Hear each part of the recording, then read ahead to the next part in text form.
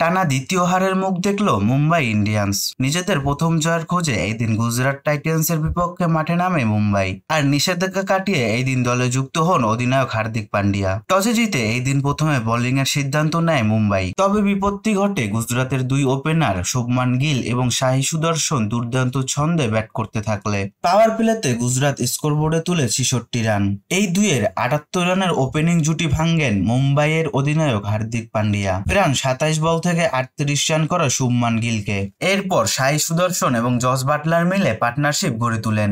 তবে ইনিংস বেশি বড় করতে পারেননি জস বাটলার। 24 বল থেকে 39 রান করে আউট হন বাটলার। শাহী সুদর্শন তুলে নেন 50। ইনিংসের শুরুটা ভালো করলেও ফিনিশিং ভালো করতে পারেনি গুজরাট। ডেথ ওভারে মুম্বাইয়ের বোলাররা অনেকটা চেপেই ধরেছিলেন গুজরাটের ব্যাটারদের। শাহী সুদর্শন 41 বল থেকে 63 রান করে ট্রেন বোল্টের এলবিডব্লিউর ফাঁদে পড়ে আউট হন।